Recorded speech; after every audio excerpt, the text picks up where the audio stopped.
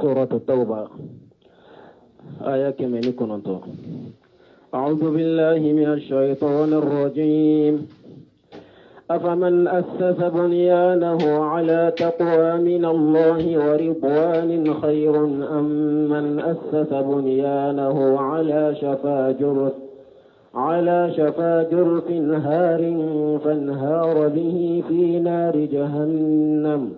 والله لا يهدي القوم الظالمين. بسم الله الرحمن الرحيم والصلاة والسلام على نبينا محمد وعلى آله وأصحابه وسلم تسليما كثيرا. سبحانك لا علم لنا إلا ما علمتنا إنك أنت العليم الحكيم. أستغفر الله الذي لا إله إلا هو الحي القيوم وأتوب إليه. اللهم انفعنا بما علمتنا وعلمنا ما ينفعنا وزدنا علما. biye tarata suye hijriya bakele ani kemenani ani binani ani saba shahru rabi'u shani minye hijra sankalu nani na bisuye otani sheginaye miladi nasarau ka jate ba fulani mugani kele sankalu tani kele na bisuye mugani sabanaye ambe dawra bugu مسجد الرجاء أمبوكم. أعوذ بالله من الشيطان الرجيم. أفمن أسس بنيانه على التقوى من الله ورضوان إلى آخر الآية. يقول تعالى ألا يافويا مسمين كرتالينو لا يستوي من أسس بنيانه على التقوى من الله ورضوان. كم مغو تكلني مغمي ني عليا كوغو سيباس ماجو على سيرانيا دكا أني على كجنيني وني مغو تكلني ومن بنى مسجد درارا وكفرا وتفريغا بين المؤمنين. woni mogo te kelenye mogo minya kam mishidi dila masjid quba ka toroli sababula toroli kama ani ka dila ni kafiriya ani ka dila ka mu'minu fara ka bonyogona wa risada liman haraba Allah wa rasulahu ani ka dila ka ke jigiyore mogo ye mogo munye alas kele ka tiden kele min qabulu ni mishidi dila linye. Donc Allah fule ka yira de masjid dirara dilambagaw ani masjid quba jobagaw ko ute mo kelewne udala kelente mo ute mo munu nu ewa udala kelondu mana ute kelenya quoi ute kelenya minya kam mishirid go depuis misiri si passé madilando ayake alanya seranya de kama ani alaka jenyini woni mogote kelenye woni mogote dala kenye mogo minye aka misiri jo torali de ka ani kafiria ani ka mu'minu fara ani ka ke ciden kele bagane ala kele baga jigi yoroy. Donc oyede masjid dirara dilambao ani masjid quba uteseka ke kelenye. ألاك أفمن أسس بنيانه على التقوى من الله ورضوان. ألاك يالا مغمي ni aleya kakkogo shipase majo alanya siranyaka ani alaka jenyini qayru yala ode kanyiba amu man assasa bunyanahu ala safa durufi har ube mugommi nye akakkogo jo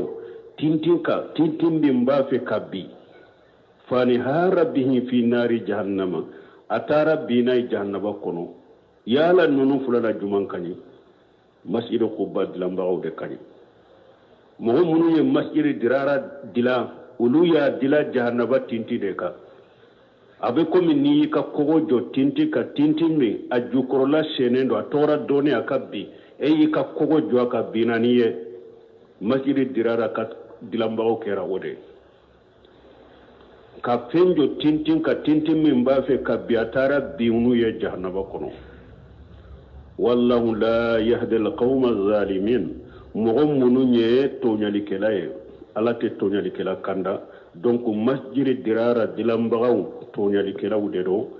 donc yu kam misiri min fuleni nye wuya dila jahannaba tinti de ka tintin min tumba fe kabbi abinu ye fana jahannaba kono donc uluni qubba kam misiri dilambagaw te kelenye qubba misiri dilambagaw de kausa uluye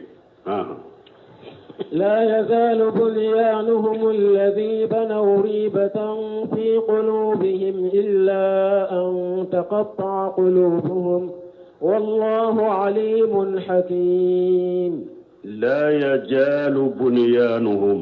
ألقوا كقوم من فلنية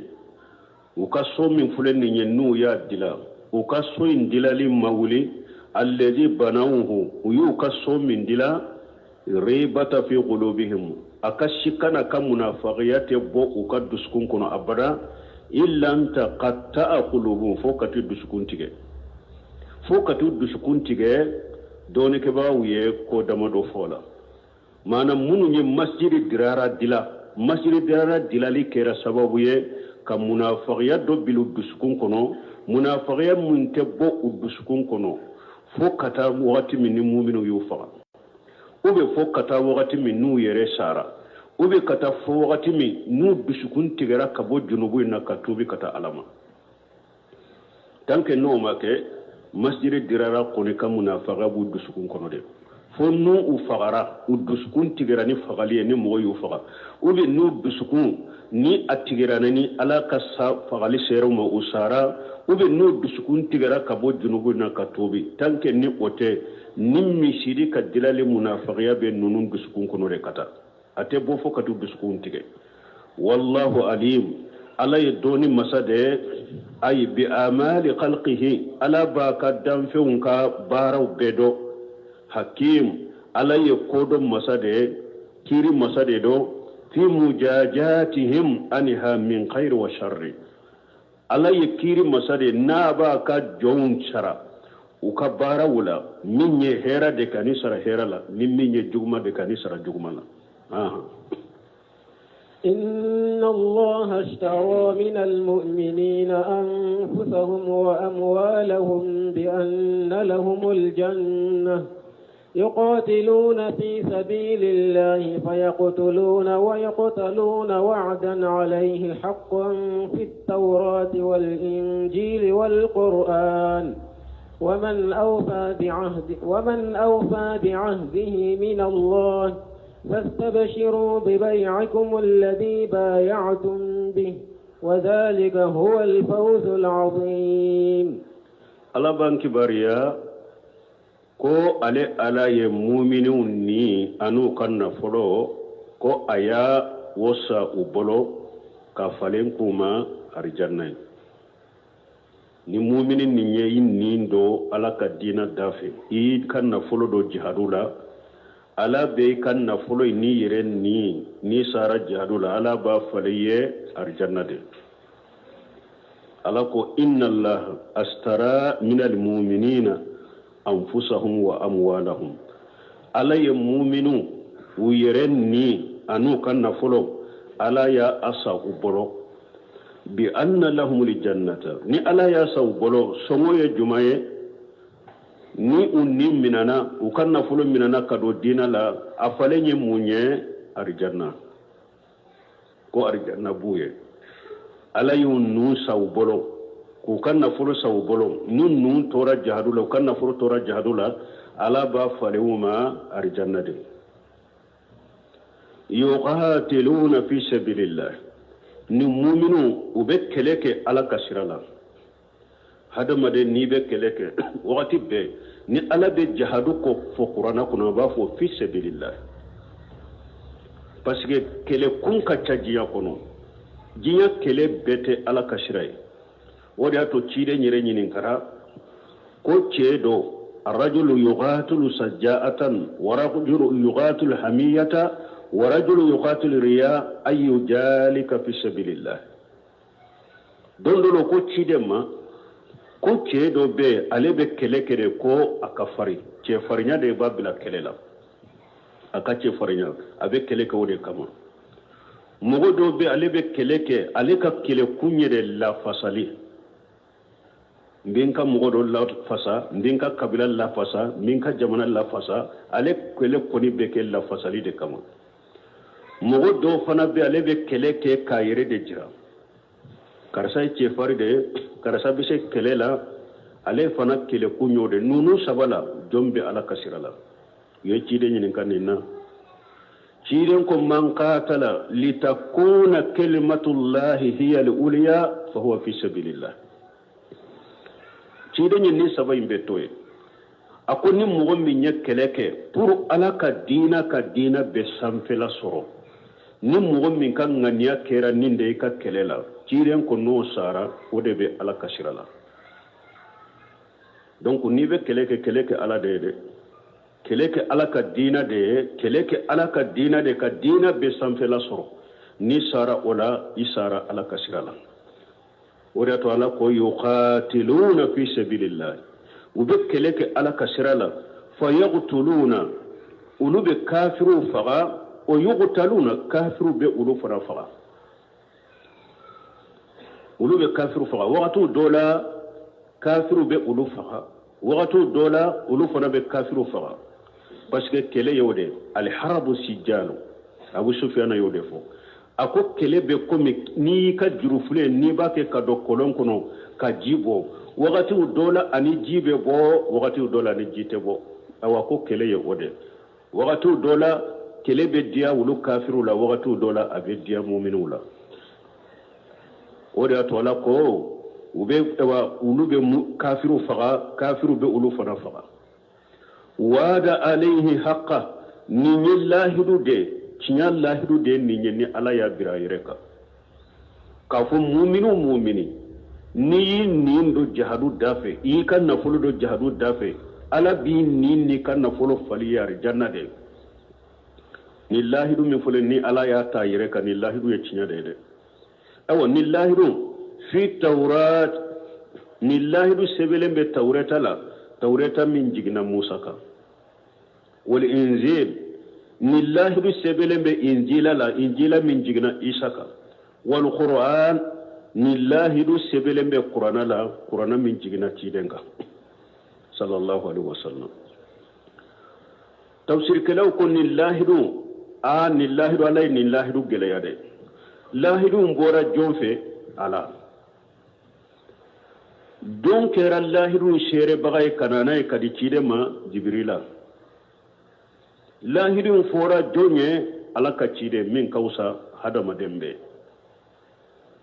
lahidu sebira yoro juma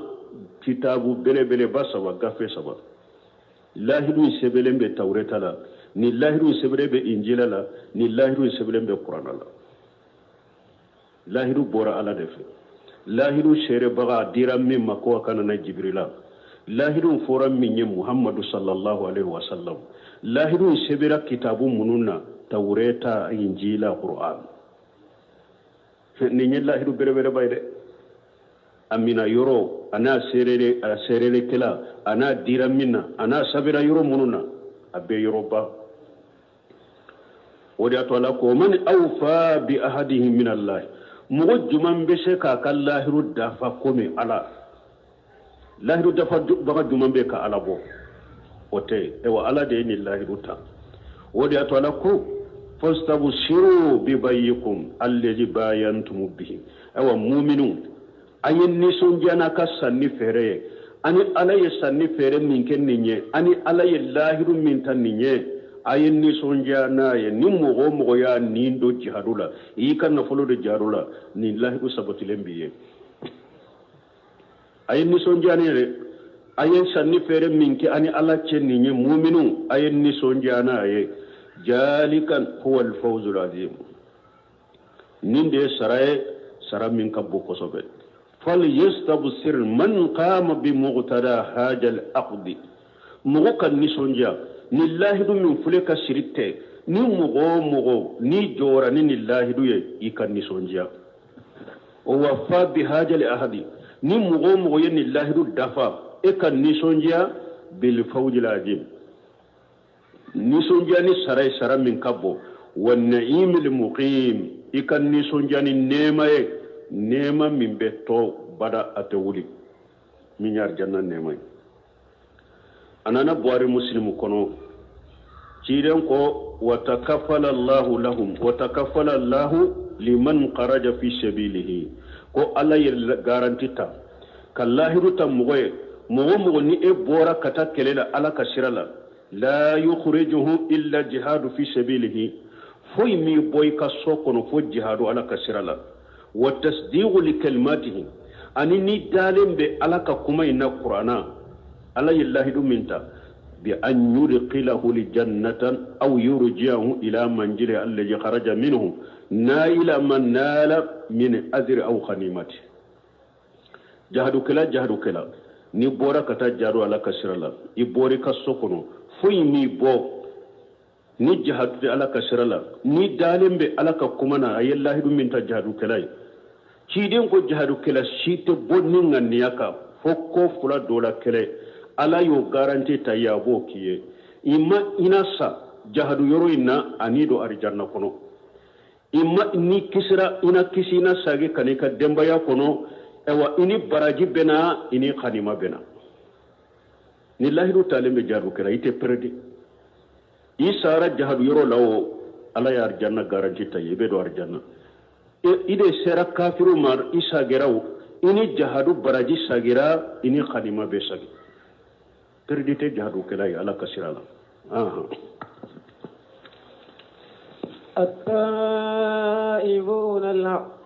التائبون العابدون الحامدون السائحون الراكعون الساجدون الآمرون بالمعروف والناهون عن المنكر والحافظون لحدود الله وبشر المؤمنين ها جنات المؤمنين الذين أسترى الله منهم أنفسهم وأموالهم بهذه الصفات الجميلة والقلل الجليلة مؤمن منون ألا يؤنون كان فلو سوبلوكو أرجانا بويه ni aya bena o mu'minu de man kutufo ala di mu'minu munun yallahi duta ni aya bena o mu'minu de kam man kutufo ne mu'minu sigo jumando o kam man kutufo taibuna tubu bagawde do kabuka junubu bela junubu yake akumana lamana ke wale ma batubi kabuka junubu bela tarikuna lil fawahis fimu fenye kollan koloni ko jugude botoy ni nyu kam man kutu fuloy o kam man kutu fulana al abiduna ala batu lawdedo ay al qaimuna bi ibadati rabbihim muhafijina alaiha awa ala batu bagawdedo u jolendedo u tigi ala batu ka u be koroshidika ala ka batu ka fana wa hiya al aqwalu wal afwalu ala batu mununye akumada ma ana kewalela ma ube jona bayi ala batu lawdedo ni nyu kam man ko to fulo nay mu'minu mununi ala illahi du tawla bolo ku be do arjanna kono u kam man ko to fulo nay fulo ni nye ala batu lawdedo wakati be ube koroshidike ala batu ka ala batu kumala ma ubake akewalela ma ubake alhamiduna u kam man ko to sabana ala tanu baawde do wakati be ala tanu de ala bato kumala ma do de ala tanu ye dala alhamdulillah katoka ala tanu o mo gawde do o kam man kutunani na asaihuna sumba gawde do saihuna la nyini ye sunde ya sumba gawde do sumba gafule aba aka dumuni damulen toye aba ka minfen damulen toye minye aka muso jenyogonya aba toye ala kama kasu wadi ya to summan kutula ciden ko yada ta'amahu wa sharabahu wa sahawatahu min ajli ala ko bara jirkela bara nyuma kela be ko ale ala bi sara iye bara nyuma minke abi sara no o nyogona de fo sunkela sumbaga ko sumbaga ale ala bo baraji ta ka damare ata jate ko parce que sumbe ke ale ala de yada ta'amahu ko sumbaga ba ka dumuni toye wa sarabahu sumbaga ba kan minfem toye wa sahawatahu sumbaga ba kan nin dungoto minye aka muso je nyogonya ba to mini ajali ne ala kama wodi ato ala ko bato ni ba ke hadama de koyi ba ki yere de illa sawma fa innahu li wa ana ajijihim bi ko hadama de be bato ke ba ki yere de fo sun koyi be sun ke ne ale ala de koyi be sun ke ale ala de ko don ko ale ala yere de bi sara sunna parce que ibi ka dumuni toye ibi ka mi fen toye ibi ka muso toye ale ala kama aw u kam mankutu nani na de fulen ni nye ala ka mumini nyuma munu na yeni lahiru taw bolo sumbaga wude do arakiuna sajiduna u kam mankutu duruna kumbele mina bagawde do sujudi bagawde do ya ni salli bagawde do be salli ke u be salli balmu seri kuma fula kofe salli ye femba de ciden kam manton bolo farla salli duru ye femba de farla salli duru in dili be ke sababu ye ka fanga bele bade di silama manton ma wori yato anko ciden ka sebon munun tara furuse umina ni fo furusi masake sirana ka letri ji kata letri ci kata sini masake ma wakati ko aka deme umaru tiledero ko jama kulu futino bake kale ka jamana be mina lakata ko sini masake kale deme de sani ko ka shayirema sini masake ni letri kala doro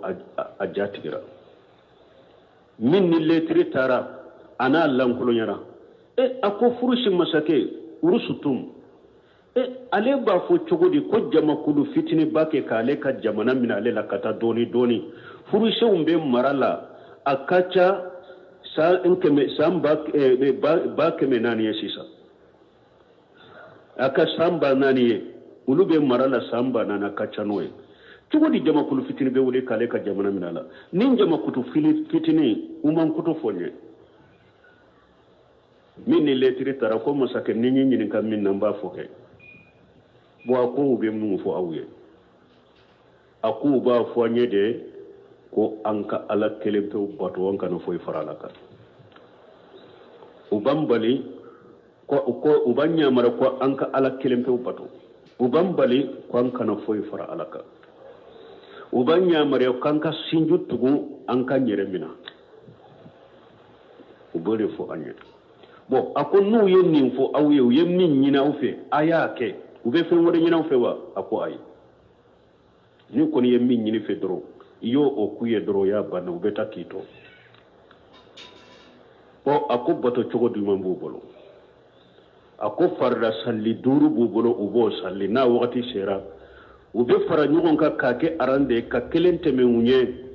obe salli nuye o farla salli duru kelen kadu ye kateme yere kunka katemuka na foloka katemuka musoka katemuka deunga sini masake ko be min fuye ta fo furuse masake ko be fere minke kam masal haminke na nunun be se ka be chogomi ako kede ko sinu mugo na man kutu ye nununde nettese ala aletese hari ni nunun ñu nyesi kulude mo ba bo nola farda sali duro me mbalma umba fo kambe dina keleni ko amba fe silama jamana ka ke silama jamana nan tara jama dalaje yoro minna salli fana be temanna ante salli la sarabe temula ute salli aw ko be silamiya jolila munun tumbe keleke jahadula femmin tum kaggelo ubolo katemu yere kunka katemu kanna foluka katemu kamuso ka katemu kadonka oye salli de mawlidi nunu fule munun beta mawlidi keneuka u salli fara be temulo sigile la sara be temulo sigile futuru be temulo sigile sallite munun beta utto gotoron ka kulu be marasula salli fara be temula la sara be temula sallite ke silamiya be se ka joni nunu ɲɛ cogo di minnu ye ni silamiya jɔ ka fanga sɔrɔ ka diɲɛ mara farla salli 5 tun ka gɛlɛ olu bolo ka tɛmɛ fɛn bɛɛ kan ɛwa hari a fuleya ala ye arijanna garanti ta minnu ɲɛ a fulu ka mankutu kɔnɔ raki'una sajiduna sallibagaw de don ni y'u ka mankutu 5nan ye u ka mankutu 6nan al-amiruna bil ma'rufi wan nahuna lil munkari ɲɔgɔn ɲamaribagaw de don ni ɲuman ye ɲɔgɔn fatanyabagaw de ka bɔ juguman ma jamana ko o fana ka dabila pour an ka se ka fanga sɔrɔ an ka fara ɲɔgɔn kan an kana ɲɔgɔn lagosi ko kana kuma mɔgɔ ka taabolo kan kana mɔgɔ lagosi elle ni ɲɔgɔn sapute ani komisɛni minnu ba ni ɲɔgɔn cɛ an ka tɛmɛ wulu kan a fule ala ka jɔ ɲumanw ala ye garanti ta mɔgɔ minnu ye ko n'u nin di ala ma k'u nafolo di ala ma ko arijanna b'u ya fulu ka mankutu kɔnɔ al-amiruna bil ma'ruf wa nahuna lil munkar jamakulu n'a b'a fɛ ka silama jamana sɔrɔ n'a b'a fɛ ka jamanaw kɛ silama jamana ye fo a ka ɲɔgɔn ɲamara ni ɲuman de a ka ɲɔgɔn bali ka bɔ kojuguw ma a ka ɲɔgɔn ɲamara ni tawhidi ye a ka ɲɔgɔn ɲamara farda sali 5 kana cogo la a ka ɲɔgɔn ɲamari jakka ka bɔ a kan ka don yɔrɔ min a ka dɔ ye a ka ɲɔgɔn ɲamari nafila sallu ni nafila sunna wa nahuna lil munkari a ye ɲɔgɔn fatanya ka bɔ kojugu ma kojugu belebeleba ɲɛma ye fulankafoya de jamana ka karamɔgɔw ka ɲɛɲini o la fɔlɔ kɛ sani a bɛ kulo fan bɛɛ ko a bɛ fɛn wɛrɛ kɛ fulankafoya b'a kɛ ka nin jamana wuli a ye ɲɛɲini o la fɔlɔ kɛ a ye mɔgɔ bali fulankafoya ma jiɲɛw faralen bɛ ala kan nin jamana kɔnɔ yan dinguɲɛsow faralen bɛ ala kan nin jamana kɔnɔ yan iriw faralen bɛ ala kan nin jamana kɔnɔ yan maabaw faralen bɛ ala kan nin jamana kɔnɔ yan kaburutigiw faralen bɛ ala kan nin jamana kɔnɔ yan a da tɛ maga wulu la yɛrɛ a da tɛ maga wulu la wa nahuna lil munkar a ye ɲɔgɔn fatanya ka bɔ siriku ma a ka ɲɔgɔn fatanya ka bɔ bidiya ma bidiya kɔ kɔnɛ o ɲɔ ɲalen don jamana in kɔnɔ san o san dɔ bɛ fara a kan minnu b'u danbe ka taa dɔɔni ni dawa ma olu yɛrɛ de bɛ bida kuntigiw ni bida mɔgɔ bolo kɔrɔta k'o tanu k'u ma jamu e bɛ mun dina joli la e bɛ mun dina joli la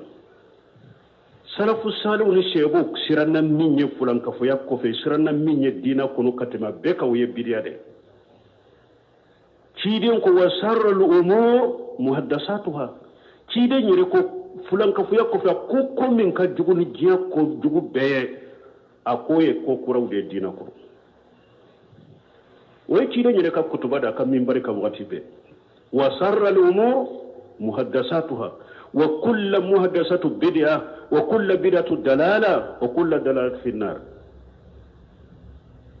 ciden yɛrɛ ko fɛn min ka jugu ni fɛn bɛɛ o de kɛra aw bolo ko dagalen ye a bɛ ɲɔgɔn tana kan ka mɔgɔw ma jama kan k'aw bɛ silamɛya ɲɛɲini ka silamɛya jɔ junubuw la tuma min dɔnnikɛbaw ye junubuw tila ko fulankafoya kunbaba de ka ale de ka bon ni junubu bɛɛ o kɔfɛ fulankafoya fitinin o kɔfɛ bidiya o kɔfɛ kabayira junubu o kɔfɛ junubu fitinin fulankafoya tɛmɛnen kɔfɛ bidiya de ka jugu ni junubu bɛɛ o bidiya de ɲɔ ɲalen filɛ ni jamana kɔnɔ yan san o san bɛ walankata o bidiya tigi san o san minnu b'u danbe ka taa dɔɔni ni dawa ma wagati bɛɛ u bɛ taa u yɛrɛ meleke o bidiya mɔgɔw de la yɔrɔ dɔ la k'u foto ta an ka kɛ kelen ye an bɛɛ kelen ye foyi t'aw ni ɲɔgɔn cɛ foyi tɛ e de n'u ni ɲɔgɔn cɛ fɛn bɛ aw ni musiriki cɛ fɛn bɛ aw ni bidiya mɔgɔ cɛ fɛn bɛ aw ni alakutala cɛ fɛn tɛ e de n'u cɛ mali kɔni kɔnɔ ya silama bɛɛ kelen ye foyi t'an ni ɲɔgɔn cɛ a tɛ e de n'u cɛ an tɛ musiriki fɛ an tɛ musiriki kana dusukun kɔnɔ an tɛ bidiya mɔgɔ fɛ an t'a kanu an dusukun kɔnɔ ala sɔsɔla fasigiya hakɛ min b'i la an b'i kɔ ni o ye limaniya hakɛ min b'i la an bɛ kanu ni o ye min ka bidiya ma labɔ silamɛya kɔnɔ n'a ka bidiya ye kabayira junubu ye dɛ bidiya hakɛ min b'a la an b'a kɔ ni o ye ala bato hakɛ min b'a bolo an b'a kanu n'o ye fenta nanche fenta ni nyokonche tasabuhum jami'a wa qulubuhum shatta mogo nyana u faralendo nyokon ka fari kolo tolembe nyokon ka kasuraka dusukunte nyokon israila yere al-amiruna bil ma'ruf wan nahuna lil munkar ala fule ka ka jonyu mautanuya nyokon nyamare bagawde do ni nyumaye ube nyokon fatanya ka bo jugumama an kan dade nyogonya an kan makku nyogona an kan nyokon lagosi cinyade kuma ude nonunya abeshe ka fode an ka fara nyogon ka an ka nyogon dila ninde beshe ka fo an ka fara nyogon ka an ka nyogon dila defo min be min nan ki ka defo irela iki ka defo bila kataw be min bilo an ki ka kataw irela iki kataw bila an ka je nga sage kata qur'an hadisama dilali yen ninde farankali yen ninde me nin ko sugu munum be jamana kono balma nonunte wal hafijuna li hududillah man kutu jolina yeninye ha waronna wal hafijuna li hududillah ulude do fana ube alaka sariyani alaka dawn kuroshi ube alaka sariya kuroshi ube alaka dawn kuroshi ala yu jo yoro yoro ube joye ala sariya munun tige ku bila ube joye utete malaka dawnka هو حفظ حدود الله في تحليله وتحريمه علما وعملا وبألك دون كروشي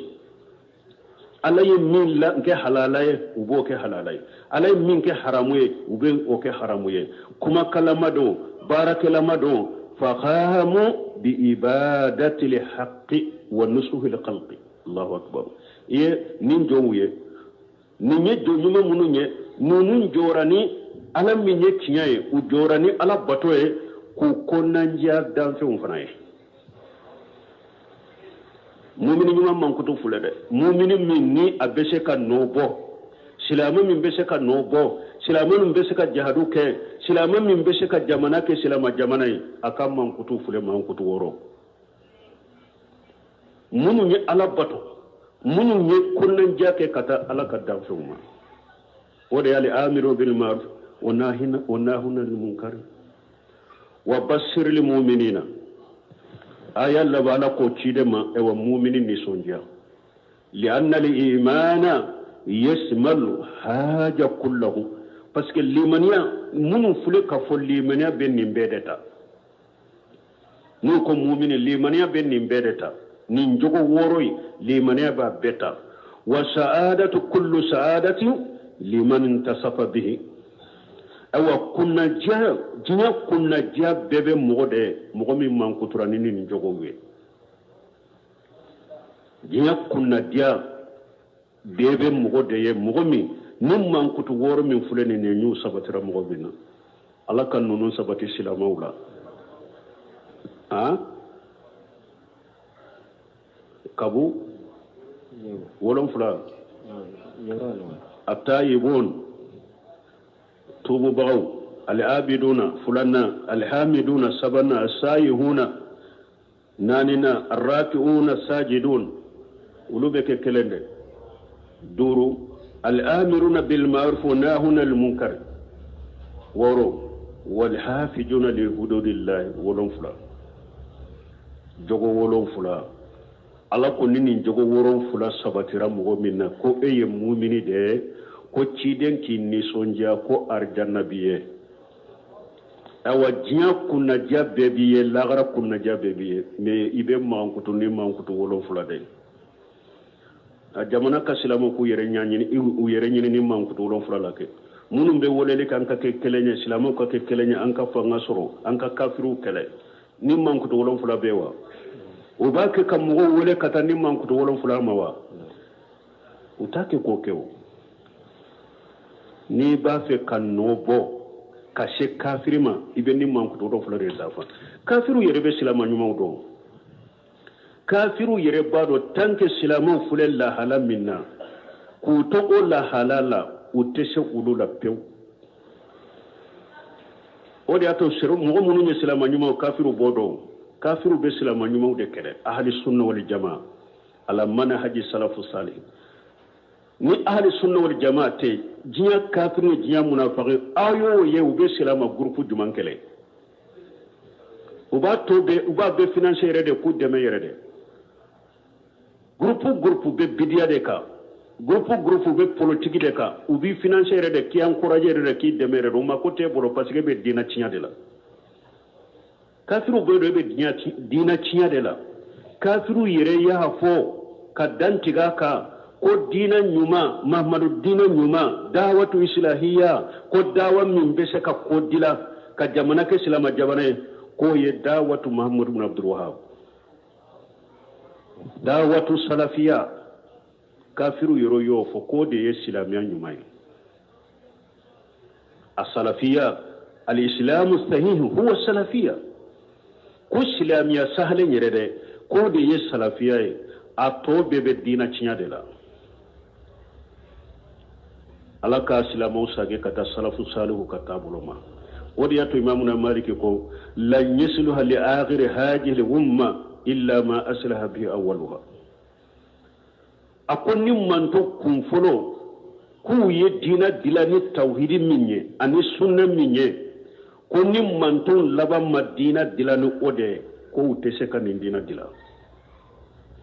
sebon tabi imamuna maliki ko rahimahullah qulu yadina dilani minye ko nim mantu laba madina dilani ode uyeshira sirata dina tesekatila la yusliha li akhir hajil umma illa ma aslaha bi awwaluha foy teska nim mantu labanye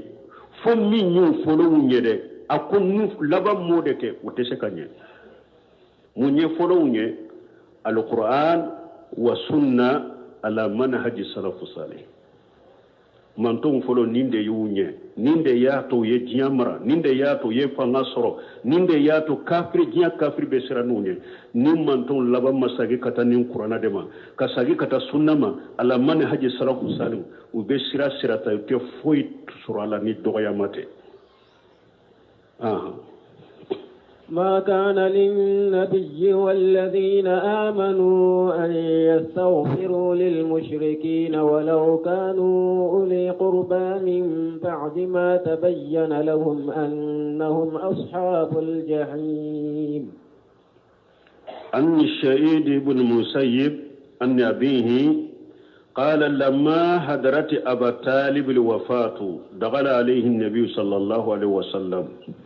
وعنده أبو جهل وعبد الله بن أبي أمية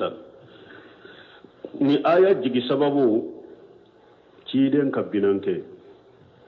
Abu Talib kafiri de tundo abalimake denke de cidenya ale yire tunye kafiri de mana kafiriya tabe sinji mimba ani cidenche mbalimake denke de don talla bila moshi nta ka dina la de mentalla bila moye an ko sisa an ko sinji an ko balimaya an ka balima min na ye tawhidi tare na ye dina tare an be bo akoro kabila Abu Talib ka kafiri lama ako ciden ya ale ewa balima ke dende atalla bila moshi fo kata do dugu jukoro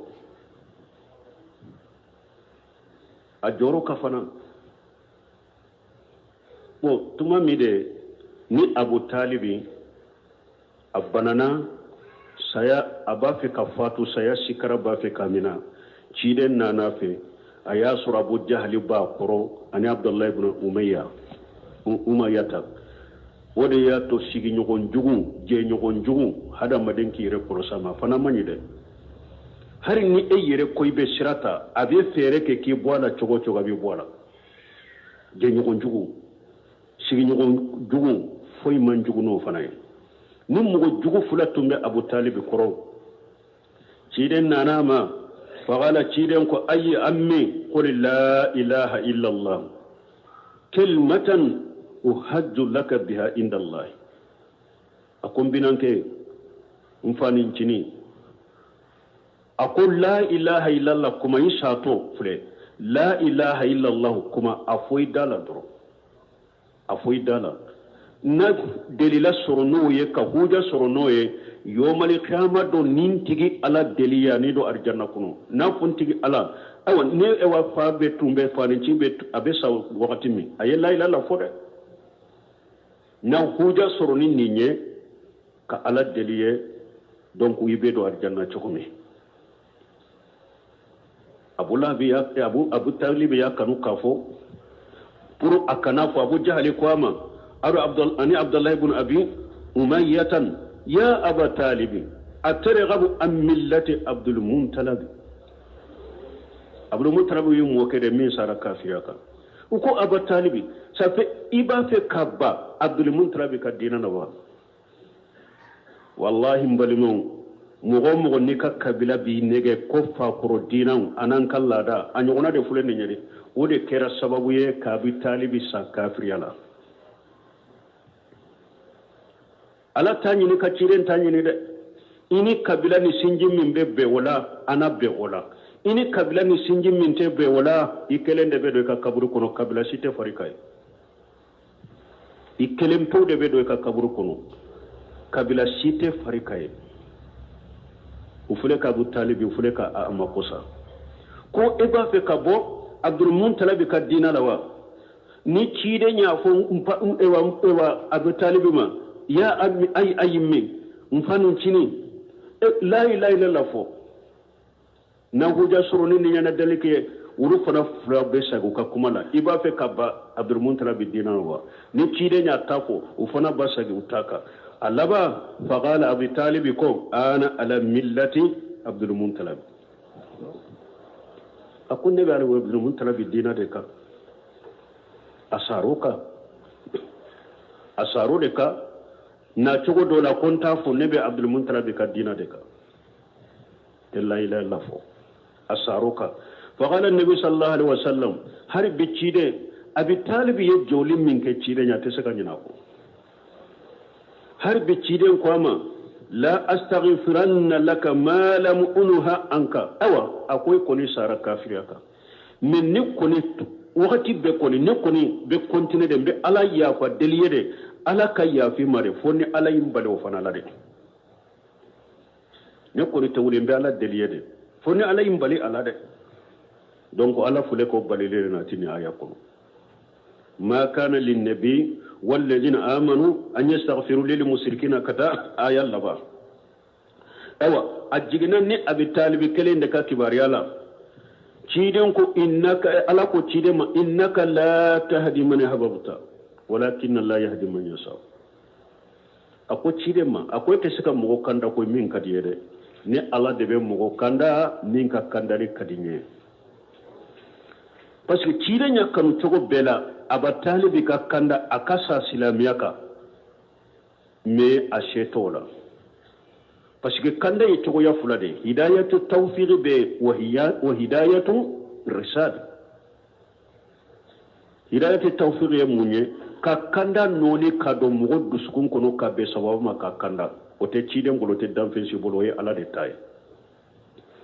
o ba fode mako hidayatu tawfiq o de fuleya إنك لا تهدي من حببت ولكن الله يهدي من يشاء وهي هداية التوفيق وتشيدين بلو من هداية الرشاد كسرى يريلا نيند على تاي نينك كنا نينك وبتشيدين بلو ونانا آية ورلا إنك لا تهدي إلى صراط مستقيم آية ورلا لكو تشيد إفله إباك كمغو كندا كتا سرما من تلالنو دونك وهي هداية الرشاد kasira yirila ala tafule ninde kanan ninke obe ciden bolo me kado ibuskun kono ta bolo ode Abu Talib tayni wala ala ko ma kana lin nabi ala ko amanka nabi nyumay wallazina amanu ani mugo liman yarade amanka ya te daga wuye an yastaghfiru lil mushrikina ukayya ala ya fadli mushrikin ate daga nabi nyumaye mugo ye mu'mini de ala ko ate daga ye ikayya fadli ke mushrikiye walau kanu ulu qurba har no mushriku kare bar masrude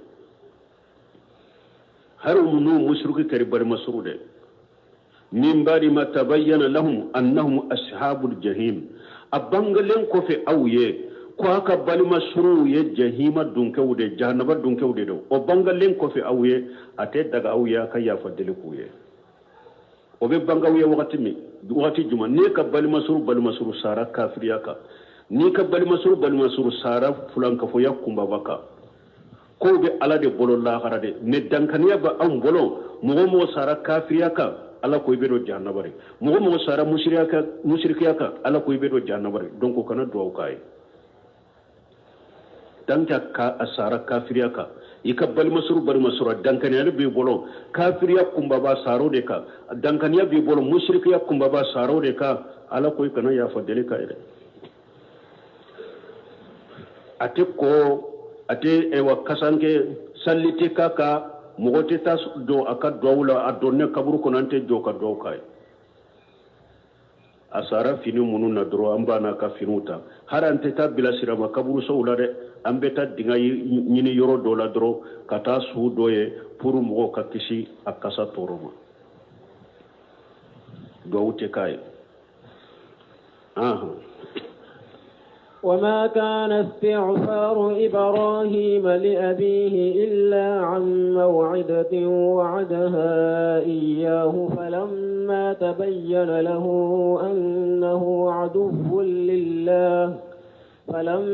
تبين له أنه عدو لله تبرأ منه إن إبراهيم لأواه حليم. بريدة أبي حديثة دوناتيا حديثة من بورا أحمد كونان مسلم أن أبيه بريدة تقوى حديثة مبوا فهما قال كنا مع النبي صلى الله عليه وسلم ونحن في سفر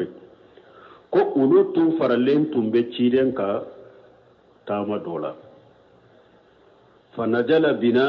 wa nahnu kharibu min alfi arrakibi ko fa ciren ni ulu jigina yoro dola sirala ko ulu jama min do ko ukasuru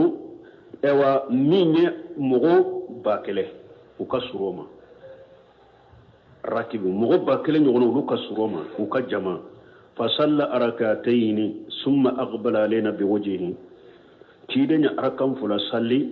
وكفي آيات نيشي أو منا نداوية وعيناه تجرفان أنياجي فلا باكي كابو أبي كسي فقام إليه عمر ابن الخطاب وفداه بالأب والأم عمر ولله كتاتشيدما أكون يكم بابوني مفاي أنيمبا arabu be ninke nube kuma do fo cidene falamu ya mbi kumba boni mbani mfani mbaye wa hala ya rasulullah malaka umar ko laka cira ko mumbila mundo ni be kasi qala inni salitu rabbi ajja wa jalla fil istighfar li ummi cidon ko neyin tigi ala de deli kumbe ya fa deli ke mbaye falamu ya azana li ala majjenai ama jen di manai ala masonka ya fadeli kembai chidem ba afatura ale abwa yoro dore do madina ni makache chiden ni sebo bore madina de unana yoro ina ijigina idro atara ayesira fara katara jo yoro dola ja aba kaburi bo yoro dela bo akon yintigi ala de deli konka ya fadeli kembai ala majendi ma wala فدامت عيني رحمة لها من النار نياجي سورة فلا بورا نكا شكوني مني نكا سرادة نهنرالا أبي تاسما منا نكا شكوني نهنرالا أبي تاسما منا شيدا نيرده نينفو صلى الله عليه وسلم بالمون نينيو كما بلا بلا بايده I bese ka fo silama do bese ka ibama ibagima abe bayima ni kuma fori indro ko e ko ciren ka bange ba be tasuma kono ni an kon ka tugu ciren de ko nan ko muhammadu rasulullah ciren yere daye min fo hadisa sahara donc ni en ni mashe ko mina ima dara es gay dara ciren yere la ima da ciren na kele buri so min ko fulana e yi yere jate mina bange baga hinna be ela kateme cidenka yi jate mina duwa denye kateme ciden ka parce que ciden nya fo mbange bawo be tasuma la amanka fo ute tasuma kono de bado be ciden de bado be hinna kateme ciden ka ba afata hadisa na sahih muslim kono cedo na ciden ma ko aina abi ako ciden man ne fa sara jahiliya la o ya suru silamiya mana fa be mi ciden ka abu ako ciden ko abu ka finnar akoy fa be tasuma kono ceyi sagira ciden ko aya wole o ya wala sagira kana ako sagika kuma le ko mu ako ne ko fa sara jahiliya de la abemi ciden ko abi wa abu ka finnar ako ne fa ne fa be tasuma kono ni hadisa salen ne fi sahih muslim kono bata fana fule ya abe ahmada kono abe muslim kono hadisa wurela bata ciden ko umaru ya nyininka akonye je nyinintige ala fe konka ya fa delike mbaya amaso ne nya nyina fe kana joka kabur koni laka kaburu nye aye jendi uma aye jendi nkoke ma ma jendi nka ya fa delike Sheikh Albani shehu shirati nabi sallallahu alaihi wasallam abafu kono ka fo hadisa sadin rebala bahari dalailun nabuwa aye babu dafalin da donina ko ciden nka bange bagaw ka jahannaba ko dalailun nabuwa bahari gaye babu de dola Sheikh Albani ko hadisa munun na usahalen de do mo te sekatte me ciden ka kuma ka ale de bado katimambe ka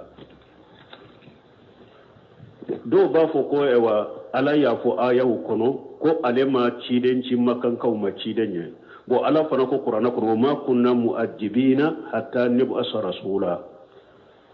don ke ba wuye kuma nan nimbela ko fatara dunkew utilale no tila yoro masabai ba fo munu ma fatara dunkew dobe ciden kuma no ka ko ube jahannaba de kono ambe dala wulube jahannaba kono Abdullah ibn Judu ani fule min tumbe hiju kelewni almure kelawla dumuni fonnan sirido amba ishetu ye cide nyinin kala le fatura kasoro cide ma ci ako Abdullah ibn Judu ani jahiliya la fonnan sirido aje fonnan siriya min ka bana fa wa ciden kolla lam yaqulu yawma min ad-dahri allahumma aghfir li qatiyati yawm ad-din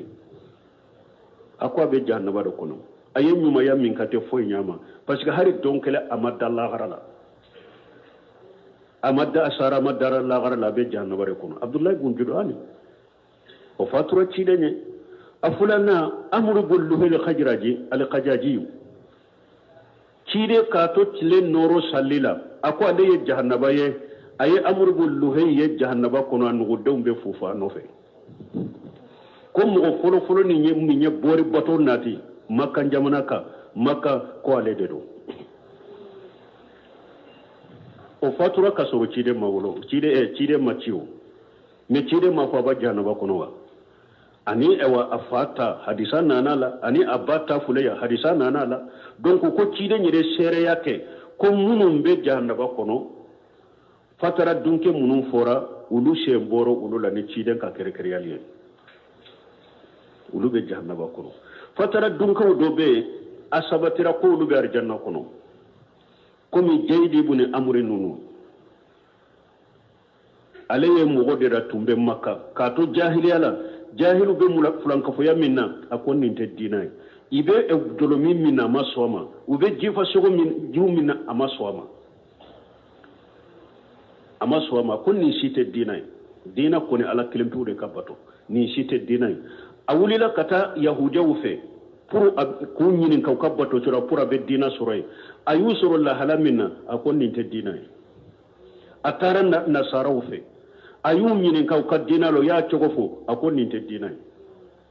anana makka me mogote mimbe tawhidi irala ni bato chogo irala alimanen tawra dusukun kono ni alaye me atado abe ala bato chogo me asaro ka chidem ka gari janna sharia kera ninye fatara dunkedo ko abe arjanna ambe sharia ko fana ko abe arjanna bo fatara dunke munusa chidem mu ka arjanna do foanye amu ka jahannaba do foanye donc ulu de be alaka kiri kuno lagara ulu de fatara dunko e sisa qiyama kene ka alabe ulu ila jarabini ko doye donc fatara dunko teral intela yoro masabade do ke bawu bolo bo de law sawtira minna ambe kumano ye ato Allah wa alam min fulene nye hari do ke bawo to do bolo so so le bala de do ke baga nyuno do yere sunna mo ma so ma kube jannaba kono uko sara kafiriya la koni mais ala be ukella hala min Allah gara ko la yere de bodo mais ko urute se ka fube jannaba kono do ke bawo do semberanna mais munon ba fo jamana en kono ya tarihula ko ala yu nyanama ya ko limana ni cidenye o koni en galonye o ya prafati yere de mogo salen ko fe be se ka kunu ko be limana mina tawre ko abina fa ni sara doro taklifu banna bara banna pe ijama ibn adam in qata amalu illa min salas ciden ko ne hadama den sara doro ka bara tigera ite se ka nyanama ya katalla gara kana ko be limana mina tuguni donc o yen galonde hari munum go fo tarugula ko abolo ya naya matigi bolo ayen galon ko o sahalente sosoli koni bola do ya sabati hadisa kama ci den yere ko bo yoro mi bo yoro la do ko ay awunte se ka fo ko ube ewa jannaba kono ala yere de bu chogo doye ko ni sara kafiriya ka lejina daima le bo silimo le fta wunyin karani na ci den ka banka bawo o yimin jabu ko ala ko qur'ana ko walladina kafaru wa kajjabu bi ayatina ulaika shahabun nar fuluma jabu janyaw ko ala ko qur'ana kono de toro mo munu kafiriyara u yenne ala ka ayaw galontiga ya ko ewa ube jahannaba kono bo komman ka kaw ibrahima ismaila ka dina tumbe u yere de ya yele maka ke bori sonya ismaila ka dina tumbe u yere de ya yele ma ibrahima ye dina min to ismaila nunum bolo atumbe maka komi cide nya fo mi amru bullu hay folo de nanani bori sonya bori bato e maka makan kaw yere de yari yelema donc hadisa munun kono bambolo ya bunkasire ninna ayin ninna tiya hadisa to ako ciden ko wayni kuntu nahaytukum an salas ciden ko nettu nyaw bali ko sabala nahaytukum an ziyaratil qubur ntu nyaw bala kana takaburu ziyara fajuruha litazkurukum lituzakkirakum ziyarataha khayra mais ayta kaburu jiyara sisa pour kaburu jiyara nka hakili jigi herala na cogo dola pour aka hakili jigi lagarala wa nahaytukum alluhumil adahi bada salas ntu nyaw bale akalla ya sogo akana maraka temetile sabaka fakulu wa amsiku ma shitum mais siso fana tusera ni kalla ya faga sogo hakem min kadi addu hakem min kadi addu hakem min kadi amara فوقت وقت من ونهيتكم أن الأسربة في الأوية نتو نيوبالي منون دوبي أكنا تمرو نيجي أكونو قابو مي فأسربوا في أي وياء شيتم وفنا تشرا من ياو جاء أيمي أكونو ولا تشربوا مشكرا ما أكنا فندمي درمين باو شكرا akana ni fem midro nimbe aw shikra donc bon kasire hadisa indoya pour ewa abi talibi ka ko min fora ko abi tasuma kono donc ewa ayen ni ndoya bayin fanata ko fana fo ko ciden ko atara o fana kaburula ko ala ya bali akana ya fadelike ko min ala ko ate be nabi nyumaye ani mu'minu o kay ya fadelike mushriku haru kabal masrude ciden kabal masrude abade do ne hadisan nana ala ya bali akwa kana ya fadele kai parce que sara mushrik ya deka ala ya bali akwa kana ya fadele kai andu ala kan kisama ala kan an ka bali masru anis e wasila nyuma mala ku kisi fulan ka foyam ni kafiriyama min ni ka bali masru kaina man kana na kira mu sugo ni yere yado asara kafiriyaka e yere yado asara mushrikiyaka e ka bali masru mausa ciden tawye ala ko ciden kana ya fadele ka bi talibi e chogomi de akwa kana ya fadele ka bay chogomi de e kana ya fadele ki bali masru ko parce que ka bali masru kana ya fadele ka ide atoya ka ko bani ala cillagra aha wakati sera ni sini inshallah aya to imbe min badda fa boy ni ala sini ranna subhanaka allahumma rabbana bihamdika ashhadu an la ilaha illa anta astaghfiruka wa atubu ilayk.